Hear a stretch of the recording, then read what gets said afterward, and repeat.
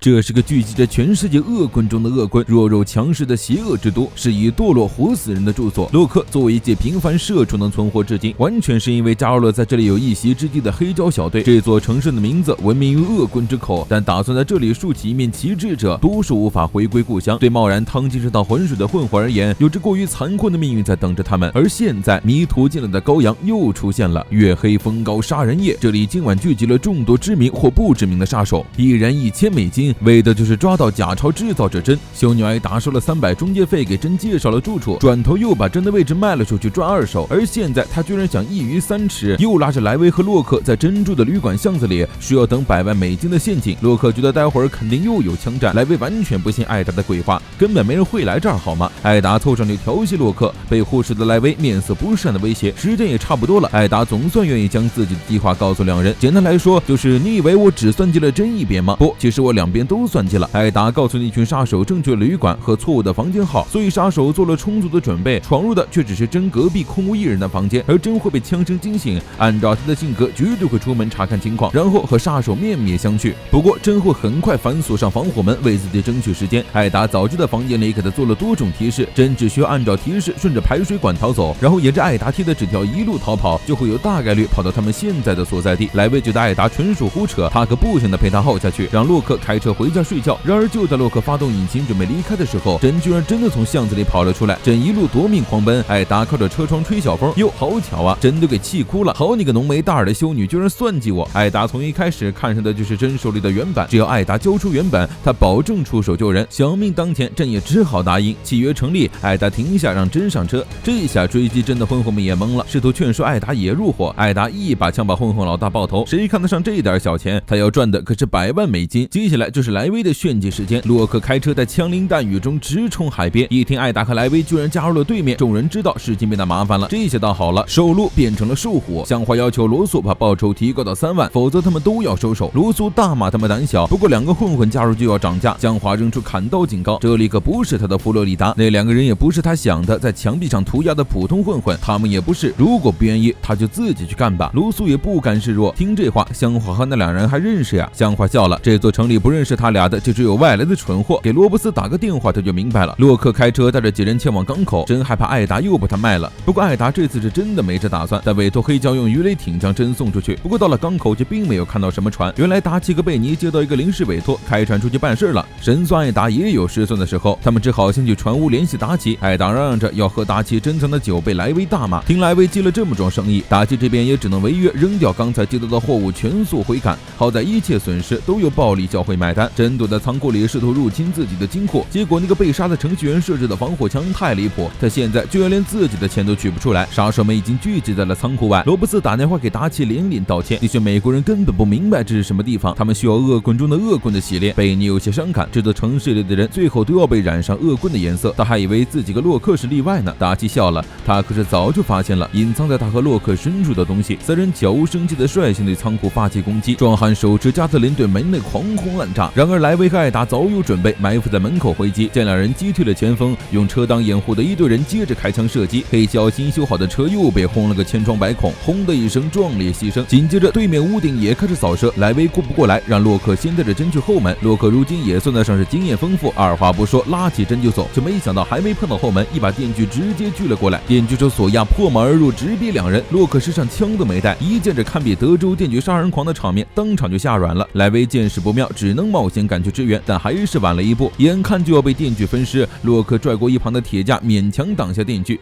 真见此情景，二话不说夺门而逃。当然还没出去，就遇到了玩火的胖子拦路，被火烧屁股撵了回来，在房子里一顿乱窜，最后还是躲在了莱维身边。莱维靠打盲枪逼退了索亚，外面的人射击不停，大有将他们射成马蜂窝的趋势。无奈的人连移动都做不到，莱维只好把用来卖的榴弹枪踹给艾达，几发榴弹下去，总算逼退了天台的枪手。洛克拉下通往屋顶的梯子送针上去，莱维和艾达留下断后，现在出去只会成为靶子。突然有什么烧焦的味道传来，胖子居然用喷枪把通往船屋的后门给烧了，这一下后路全断，只剩下屋顶一条路。敌人自然也不会放任自己的猎物被烧焦，所以接下来他们肯定会有一次全体射击。等他们躲起来时冲进来扫荡，莱维自然也不会坐以待毙。但就在他准备去关灯的时候，一柄砍刀从窗外飞进来，划上了莱维的脸颊。莱维一下就认出出手的是香华，没想到居然遇到了最难缠的刀斧手。莱维通过喊话确定了香华的位置，厦门的火马上要烧上来了，他们现在唯一的办法就是解决香华之后赶紧突围。莱维表示自己会将香华引到正面，到时候就要靠艾达出手解决。两个人一机枪合作开始，莱维不断开枪将香华逼到窗户前，就在香华的身影掠过窗户的瞬间，艾达一枪开出，洛克带着针爬上屋顶，这已经是最后的路了。针问洛克这就是他的计划吗？难道会有金锁链从天而降？洛克让他闭嘴，他正想着呢，香华似乎中了艾达一枪，从2楼摔落，而就在艾达探出窗户的瞬间，砍刀上的绳索死死勒住了他的脖子。如果不是莱维扯着绳子分担了重量，艾达的头估计要被扯下来了。而这正好中了香华的计，索亚趁机到楼顶并毁掉楼梯。这边只是诱饵，艾达让莱维赶紧去支援洛克，将枪递给艾达之后，莱维离开，香华则顺着绳子掉了回来。艾达大喊着让莱维动手，但香华早就看出来了，莱维根本就不在，他才不给艾达拖延时间。傻修女要下地狱又怎样？反正他信的是道教，但这一次他算错了。就在即将挥刀之际，莱维猛地撞破他身后的玻璃，香华毫不犹豫给了莱维3刀，紧接着回身对付莱维。艾达突然掏出枪对着他就是一梭子，被击中的香华从楼上跌落，生死不明。莱维大叫着拔出插在身上的飞刀，赶紧就支援洛克。鱼雷艇正在全力驶向港口，看到港口的情况之后，打起破口大骂：哪儿的混蛋在他的船坞上开土州宴会！索亚在屋顶上追上洛克和珍，两个菜鸡毫无抵抗之力。洛克只能想办法引索亚去踩腐烂的屋顶，谁没想到索亚今天心情好，突然化成欢乐喜剧人，开始边踱步边说废话，反正就是不往那块腐烂的木板上踏。洛克和珍急得满头大汗，眼看索亚持着电锯朝他们逼近，突然楼下的火引爆了仓库里的炸药，导致半个屋顶被炸毁。索亚一摸口袋，发现自己的发声器不见了，没了发声器的索亚当场成为社恐，人也不杀了，抓狂的扔掉电锯后当场自闭。洛克就这样莫名其妙的逃过一劫。莱维和艾达上来后没几秒，屋顶就被火烧塌了，几人坐在屋顶上体验索命滑滑梯。中二杀手罗顿冒了出来，不过还没等他做完自我介绍，就被莱维一枪打了出去，船坞彻底塌了。好在大家都平安无事，正好鱼雷艇即将靠岸，几个人撒丫子就往码头跑，罗素大人在后面追，打击手持榴弹轰掉了一部分。鱼雷艇在靠近码头的瞬间180度转弯回航，洛克几人跃上了船，但同时还有不少人也跟了上来。罗顿因为穿了防弹衣而捡回一命，还顺便救起了重伤的香华和自闭的索亚。病床上，猫王大喊着叫来罗伯斯，要打电话叫来本国的兵队。罗伯斯唯唯诺诺的答应，转头露出了胸口的枪柄。黑胶成员和罗素几人在船上展开了激烈的枪战。洛克先带着针进了船舱，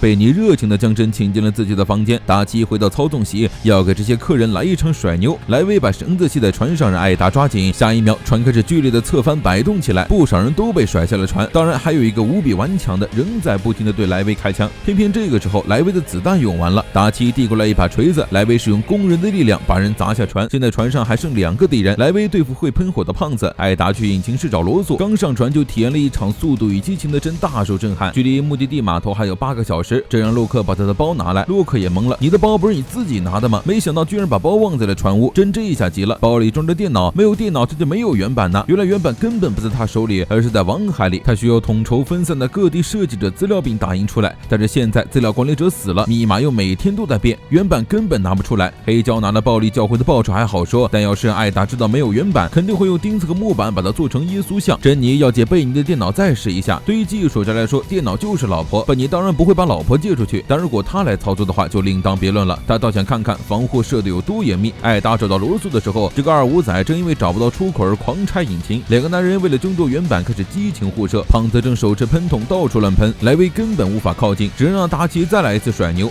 这个胖子是个彻底的变态，他杀人只是为了享受血肉交火的味道，甚至亲手烧死了自己的妻子。可惜这次他遇到的是莱维，莱维拴紧自己打出信号，达奇立刻翻船将胖子甩飞，莱维趁机1颗子弹将其贯穿，胖子就和喷火器一起在空中炸成了一朵烟花。又经历了一次颠簸的真确定这就是在谋杀他。而贝尼经过一番操作之后，居然真的成功破解了密码。珍妮高兴的抱着贝尼，就是一记深吻当奖励，2人旁若无人的吻在一起，看到洛克人都傻了。这次甩牛甩丢了罗素的枪和艾达的墨镜，胜负已定。罗素死在这里之后，罗伯斯会去处理猫王。看着没戴墨镜的艾达，罗素突然愣住了，他对艾达这张脸有印象，好像是在某次上议院的会餐上，一个穿着黑色礼服的女人正在和上司谈论国家机密，而这个女人和艾达长得一模一样。艾达矢口否认，她不过是暴力教会的一名修女。不过一件事她可以告诉罗素，那就是她出生于维尼吉亚的兰利，那里传说中美国 CAI 的总部。罗素终于意识到了什么，但下一秒就被一枪爆头。艾达从引擎室出来，莱维问他有没有好好送敌人下地狱。艾达向他展示了破洞的牛仔帽。上帝在上，今天又是和平的一天呐。